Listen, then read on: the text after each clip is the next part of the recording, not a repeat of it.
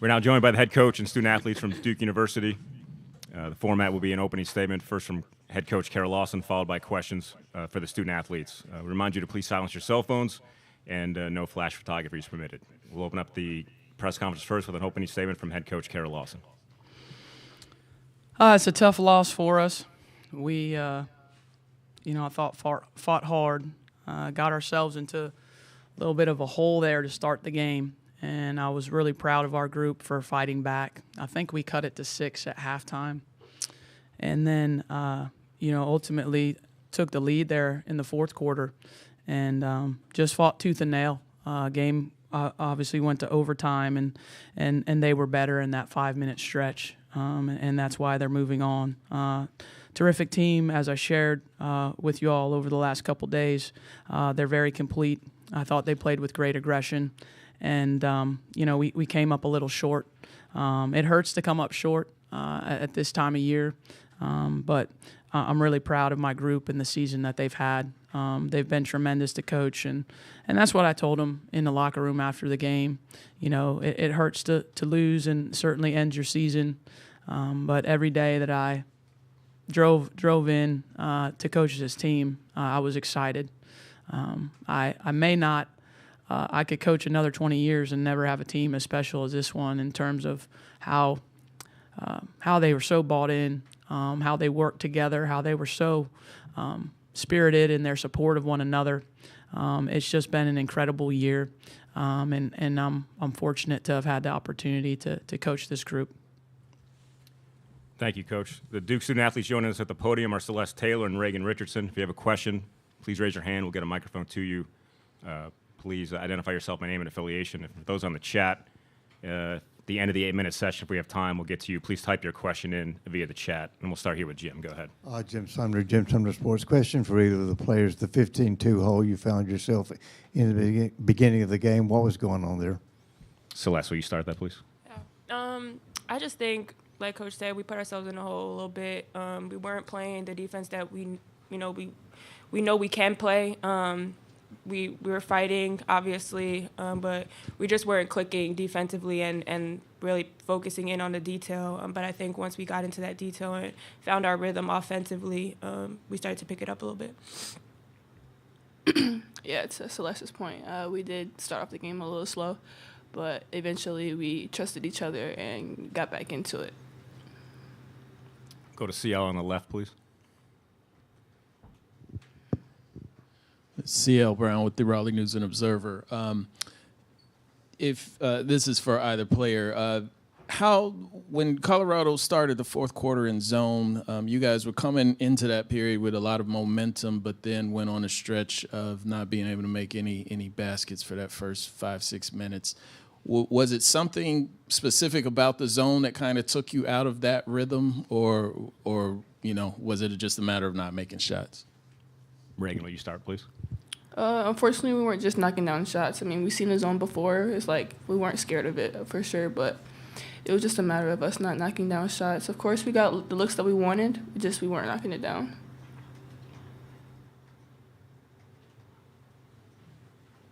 To the front. Dom Finale with the Chronicle. Both of you in that third quarter played a big part in the team coming back and, really getting back into the game. Celeste on defense, you had some big steals, and Reagan, obviously, you had a couple of big threes there. How does this team kind of show that belief, and really what happened in the halftime locker room where you guys were able to come out with the third quarter just with a lot more energy? Celeste, will you start, please? I think our momentum coming in from the half, we got a great look at the end of the first half.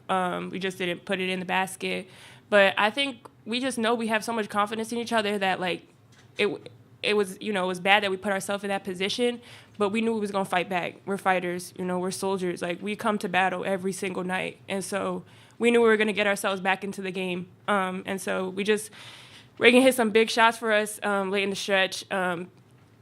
Some shots weren't falling for some of us, but I mean, we come to battle every night. So that momentum, I think, from the end of the first half, we had some of our bench players in, and they did a great job of helping us out and helping us pick back up where we lacked. Some of the starters lacked, especially through foul trouble and everything else. But So they did a great job for us to lead us into that second half. Reagan, would you like to handle that as well, please? Yeah, for sure. I mean, like going into the second half, we did come in with a lot of momentum. The energy from the bench and from just the arena itself, it kind of helped us with that. So I think, yeah, just coming off a hot halftime, just the momentum that we had really helped us with our progression in the third. Back to CO. I know it's fresh off of the game, but do you all have perspective of just what you've been able to accomplish this season in terms of, kind of establishing the foundation for Coach Lawson's tenure moving forward? Celeste. Yeah, I mean, it was a dream to come play here. I came here to bring us to the tournament and just try to help us out a little bit. And Coach Kara has so much belief in me. And I think that my respect for her is so high that I was like, it was a no-brainer coming here to help her out in that aspect of just building that foundation. It completely sucks. Obviously, we wanted to go so much further, and we had it in us. But I mean, we had a great season. I said it before, from last year to this year, you can't even put it into words because we weren't even picked to finish top 5 in this conference to start it off. Like, we were playing to win the conference the last game. Like, to be in that position and to help us out, to everybody. I mean, we have great players all the way around. Like, there's a lot of people staying back, and they're just gonna help build that up. They've got that experience now of getting into the tournament and seeing how much work that they have to put in order to get to that position. And so I just hope like Reagan and Shai, can lead the next group of girls, just like we tried to do this year. Anything else for the student athletes? All right, thank you for your time. Thank you. Thank you.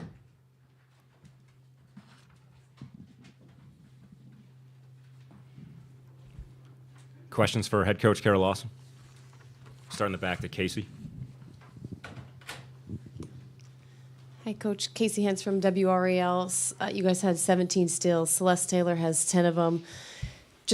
I know we've talked a lot about her all season long, but can you just kind of speak to the fight and determination she has, for the entire time she's out there? It almost feels like you're never out of it because she's always out there, just her compete level.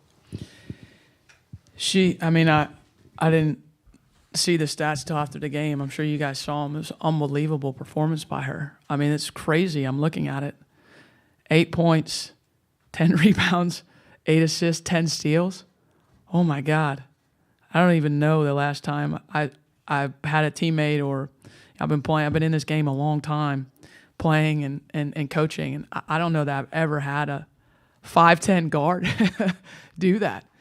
I mean, she's the definition of like laying it out there, and that's what elite competitors do. And she's not scared of doing that. And, this is a hard thing, to compete in this tournament. There's a lot of good teams. And some people are afraid of laying it all out there because they don't want to be disappointed when it ends. So they'll hold back a little bit. And they'll say, well, I'm not going to give everything because if it doesn't go well, I don't want to give everything that I have. We do that a lot in a lot of stuff. And then there's people that just lay it out there. And sometimes they win, sometimes they lose, but they give it everything they have. That's what Celeste has done for us this year. And that's such an amazing quality to have in a person, let alone a player. I'm so proud of her. I love her. And, I'm disappointed that I couldn't do more to help get her and the rest of our players to the next round. But she is just, she is special. And, there's just not many players like her that lay it on the line like that. Back in the room. Michael Perchik, WTVD. Coach Lawson, we spoke after last game about your personal experience as a player and what you shared in terms of finding your motivation in the big moments. What's your message tonight to your players in terms of dealing with adversity? And Celeste touched on it, especially for those coming back next year. How do you use this as a motivating tool, a springboard heading into the next season? You know, I didn't say much to them, to be honest, right after the game. It's just a lot of hurt, you know, because they loved playing with each other. And the team changes from year to year. As you all know, players graduate, so the team is never the same. And so they're sad because they don't get to stay together and play another season together. So with it being that fresh, I didn't talk too much about it. You know, we'll obviously talk in the coming days or weeks and things like that. But more specifically, my message was to them that I love them and thanking them for the year that we had, the season we had. It just was a special group. And you know, I'm not just saying this. Like I really loved every day with them. There wasn't a day that I didn't want to come to work or I was, you know, frustrated with this or frustrated with that. Like every day, this group came in and just worked so hard. And so I think that's more of the sadness, you know, that you don't get to spend more days with this specific group. It changes every year, and I just love this season. I'll remember this season for a long time, probably the rest of my life. CL on the left.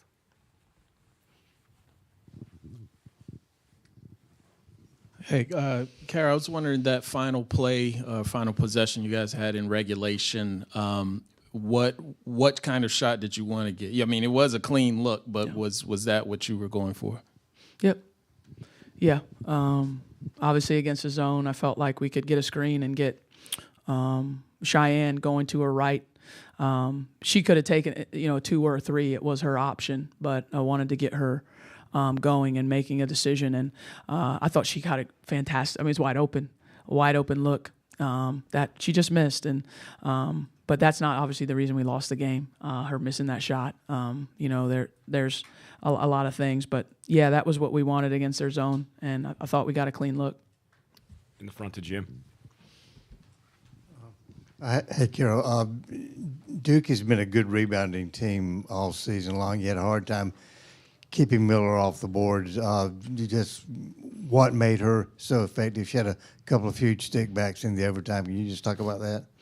No doubt. I thought she imposed her will on the glass very well. You know, obviously watching film of her, I think she averaged 10 a game in Pac-12 play rebounds. So we knew that, you know, she laces them up and gets 10 rebounds. That's what she does. Credit to her physicality, her pursuit, you know, her just mindset, competitive mindset to keep going after and pursuing those balls. And I thought we did a better job on her in the second half. She really hurt us. I think she had 15 in the first half. Correct me if I'm wrong, but I think she had 15 in the first half. She was really dominating the game, and we did hold her to 2 in that second half, but she still found a way to make plays. That's what good players do in March. Like, even if you got to impact the game in multiple ways, and she did that. So credit to her. On the right. Coach, along with that, Brian Howe from both the Daily Camera, 34-20 points in the paint. They had the advantage. Early on, they had a lot of them. You guys shut it down a little bit, but how big of a deal was that in overtime, especially when Vonleh gets those back-to-back buckets? Yeah, I mean, they're obviously that's a strength of their team. We knew that coming in with the size and the physicality of both of those players, and it was a challenge for us to guard them. So we tried our best to do it, and they certainly made a few more plays than us, and that was the separation they needed to win it in that overtime. On the left. Thanks. So I know before the season, Celeste and Kennedy had each said, or had each had an idea of what they would be doing in terms of using or not using their 5th year of eligibility. If everyone who has it decides to come back, would they have a room on the team to return? That's not a question I can answer on the top of my head. I don't even know the roster. I haven't even thought of that, to be honest with you. Oh, yes, of course. Mm-hmm. Yeah. Would you welcome Celeste Taylor back? Of course. And then last one, obviously at the end, Shai couldn't hit the threes y'all needed, but it's been a bit of a down year for her after the hardware she won last year. Just coming off of a cap to the season like this, how do you try to build back to where she was last year with her in the off season? I think Cheyenne's made tremendous strides this year. Obviously, we all look at points and scoring and kind of draw conclusions from that. Her defense has been, she might be our most improved defender from last year to this year. So I thought she had a much improved year defensively. Learning how to navigate and running a team, I thought she was much improved in that area as well. But yes, certainly from a scoring perspective and an efficiency perspective, scoring the ball, I would guess those numbers are down. But the other thing you have to factor in, and because it's hard to look at stats in isolation because you have to look at it in the body of the whole team. Last year, she had the responsibility to carry us offensively a lot on nights. You all saw that if you watched us last year, like she had to carry us a lot. This year, we added some more talent to our team, which resulted in a much better season and way more wins. And so she had to balance the playmaking with the scoring, which is what a point guard needs to do. So I wouldn't call it a down year as her coach. I think she's like all of our players, has things she needs to work on. But I thought she made great strides this year, and I have a ton of confidence in her. You can see that's why the ball was in her hands, right? I mean, if you have a ton of confidence in a player, the score is tied in an NCAA tournament game, and you give them the ball, that shows. I mean, actions speak louder than words, right? That shows the amount of confidence I have in her and what she can be. And I'm just excited to coach her, another couple of years. I think she'll make some jumps this summer as well. In the front. Hey, Coach. Mackenzie Sheehy with The Chronicle. What has this team done to build Duke's reputation on the national stage as well as a contender for a national title? Well, I think more than anything, what this group has done is really changed how we're looked at, I think, after some down years. And to come in and be a team that challenges in the ACC for the title. We hope to be that every year. It's really hard to do, but we will try. Stylistically and how we play, I think we've set a good tone in terms of the effort that we play with, the team style, and just our culture is amazing. If you all got a chance to watch us in practice or be around these young women, it's rare to have that type of closeness and that type of camaraderie in a college team, and we had that, and that's special. I will miss that with this year's version, and then next year's version we'll have to create that. Like there's not carryover, there's no rollovers with camaraderie. Like you have to build it. Each team has to build it themselves, and that's what I love about this group. So I think we've established ourselves as a team that's going to compete and can compete against anybody in the country. And hopefully we can do that again next year. Anything else for Coach Lawson?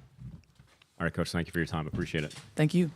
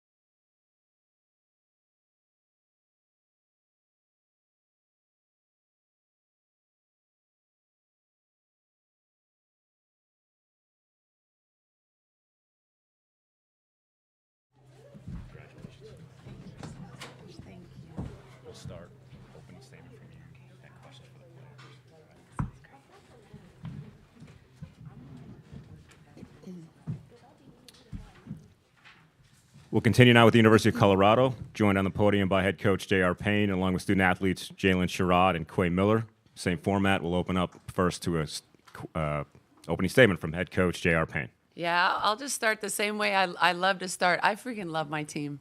I love each and every one of them so much. I'm so unbelievably proud of our tenacity, our ability to just never wilt. When things get hard, we dig in, we lean into each other, and we just continue to fight and compete every single possession.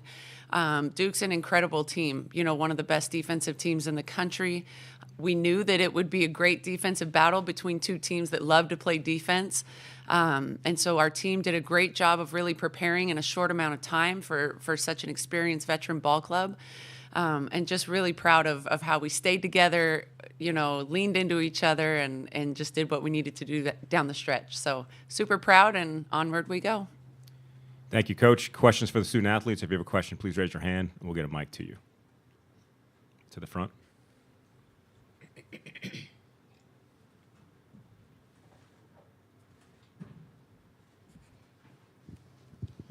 Brian Howell from the Bowl Daily Camera. And first off, the obvious one, can both of you just share your emotions of getting to the Sweet 16, first time in 20 years for this program? Quay, would you start, please? Yeah. I was just telling Jalen, I knew we could do it. It was just a matter of actually doing it. Right now, I just feel extremely blessed for real. I don't know. I guess I'm still taking it all in, but blessed for sure right now. And, yeah. Jalen? Yes, piggybacking off what Quay said, it's a blessing to be in this position. I just told the team, being here for 4 years from where we started to where we are now, I'm just really proud of this program and how far we've come and the work we put in, the hours, the belief when nobody else believed. It was tough. Just being in a group of, and it's hard when you are working towards something that you can't really see in front of you. But I told, I think it was Corey this morning, all the 6 a.m.s, the running up the mountains, all of that prepared us for this moment. So when you're doing it, you really don't see that outcome, but that's what it's all worth it in the end when you get to this point. The front room on the left. There's just both players. There were certainly a lot of fouls called in the first few quarters. There was a lot of conduct that was being called, and then especially down the stretch, there was a lot of letting all play. Just what went into being able to make that sort of in-game adjustment to how the refs are calling the game, and to be able to make that adjustment faster than Duke. Jalen, would you start, please? Yeah, fouls get called in every game. You just gotta stay poised, stay ready for it, and just play through it. That's really all you can do. Because, mistakes happen. You foul sometimes. But it's all about just still staying locked in, staying poised, not letting it get to you, brush it off like it's the next play, and you just focus on whatever's in front of you. You can't worry about what happened. Front of the room to Jim. Hey,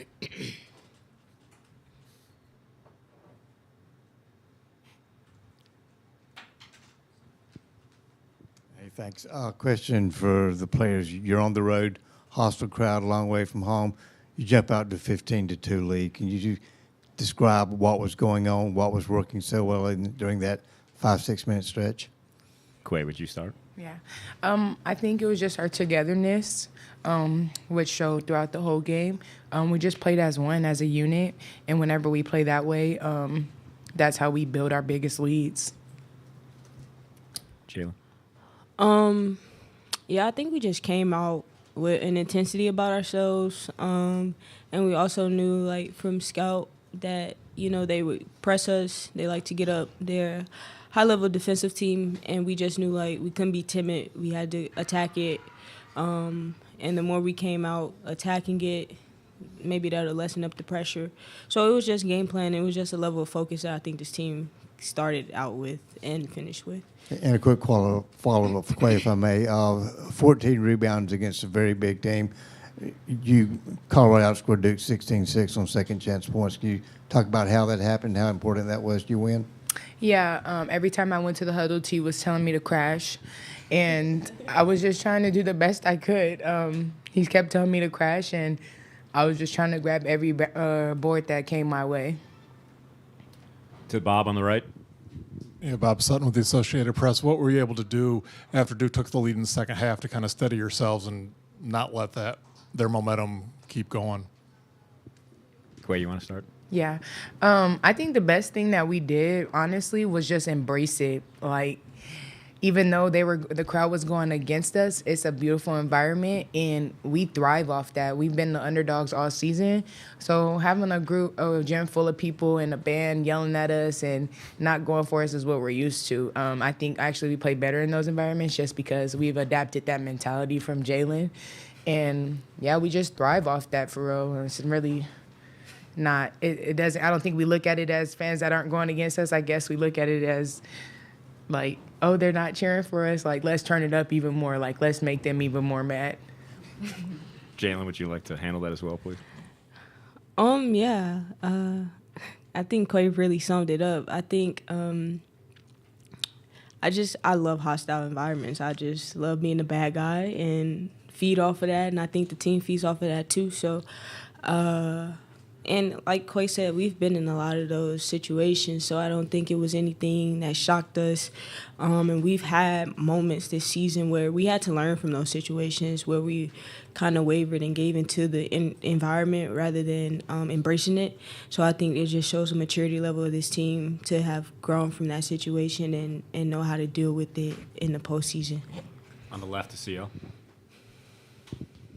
CL Brown with the Raleigh News and Observer. This is for Jalen. Can you tell me about that last layup you made in regulation that tied the score? How you saw that play develop, and I got to follow after that. Okay. Well, I don't know. I think it wasn't out of a timeout, or I don't really remember. But when I got downhill, I knew that my man had got screened off, and it was 6-6 on me, and I knew like 9 times out of 10, you give a 6'6" player a pump fake when you 5'6", they gonna want to swat it to the stands. So I think just like knowing that, and also knowing we needed a score, I was like, either I'm gonna get fouled or I'm gonna get the layup. I actually wasn't expecting her to foul, but I just knew I had to do something to get her engaged with the ball, and I couldn't just go straight up. So. And you guys ended up closing the game. I think it was 15-3 between the end of regulation and overtime run. Was there anything that you felt like was working defensively that kind of got them out of a groove and limited their scoring? Yeah, our zone is not a typical zone. It's very high pressure, it's very aggressive. And I think once we got to that, it just really got them out of rhythm.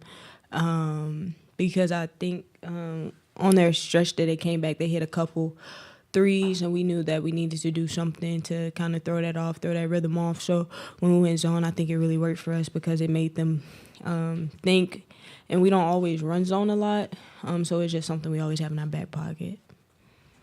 Anything else for the student athletes? To the front, last question. If I can, I have one for each of them. So, Quay, I know you got tired of me asking about your shooting and your scoring and all that. Looks like you're back. How good did tonight feel for you to get in the rhythm early in this game and kind of set the tone? It felt really good. I think that for me, it was nothing that I was doing differently. It was all mental. So I just really locked in and prayed harder and really focused on things that were in my control, which was my communication with God. And I think that once I really got into my word more and understood what he was trying to tell me, that's when it all came. And I think that really happened today, right in pregame. And then for Jalen, I don't know how many times you've come up limping this year, but every time you come back out and you're just fine. How are you feeling after something like this? I mean, this is probably one of the rougher games you guys have had. Just fine. You're right. Just fine. I'm okay.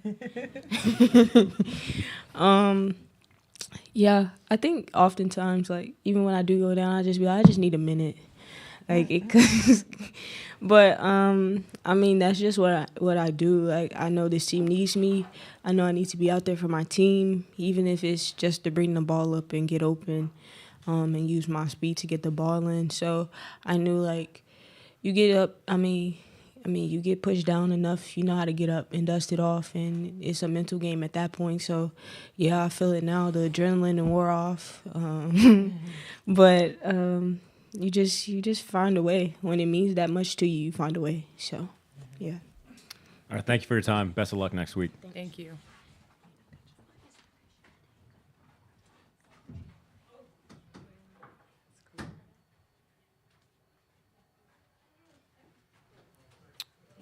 Questions now for head coach J.R. Payne. If you have a question, raise your hand. We'll start with CL on the left.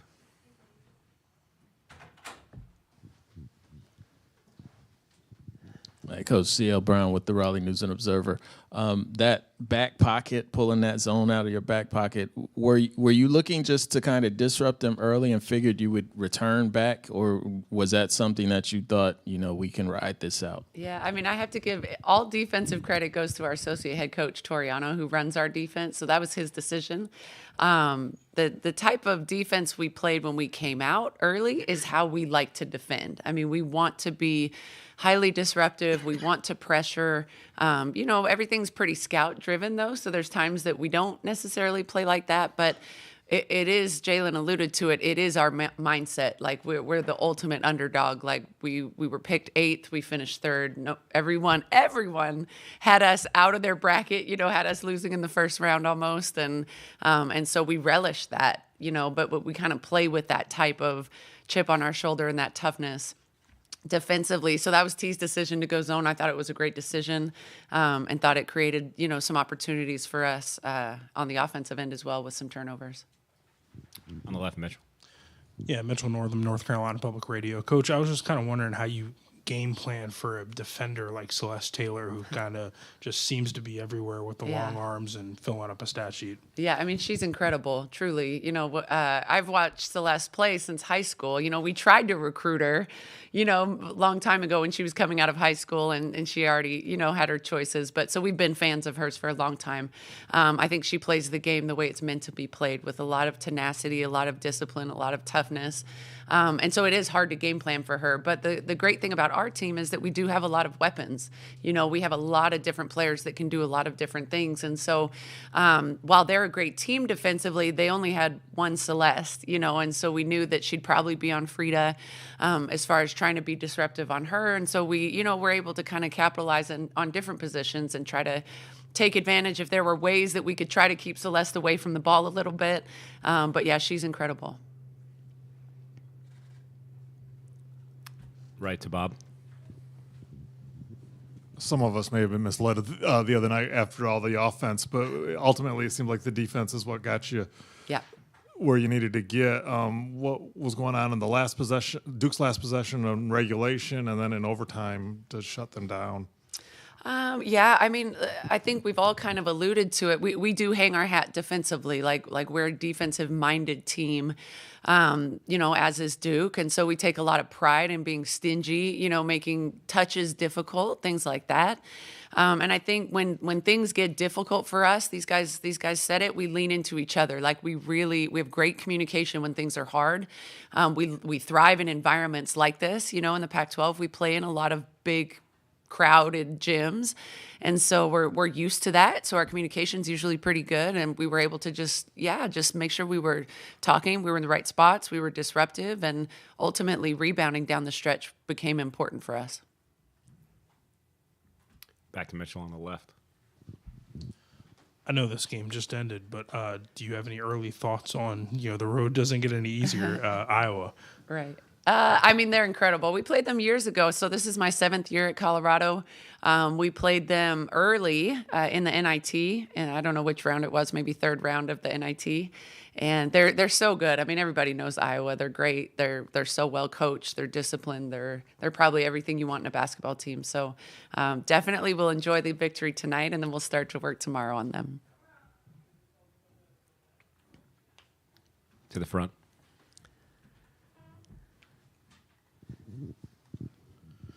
Coach, you guys had a huge advantage in point paints or points paint in the points. paint. Yeah. I think it's 34-20, and then the rebounding. We talked to Quay, but also Aaronette, and she had those two straight in overtime. Can you talk about how big that aspect was tonight and with those two? Yeah, I mean, they were really important. Like I said, we have good balance. I mean, we have a lot of different players that not just are capable, but have stepped up in really big moments. Like, you know, we've had several people hit huge late game shots. We've had several different people have huge late game stops, you know, and scores and things like that. So we also have a very unselfish group, which is cool, you know, and so nobody really cares who gets the winning shot. Nobody cares who gets the winning defensive rebound or the forced turnover or things like that. And I think when you have balance and you have a team that really genuinely is unselfish like that, then you can play great basketball no matter where you are, who you're playing, what environment. And I think we showed that tonight. Anything else? All right, Coach. Thank you for your time. All right. Thanks, Best you of luck guys. next week. Go Buffs.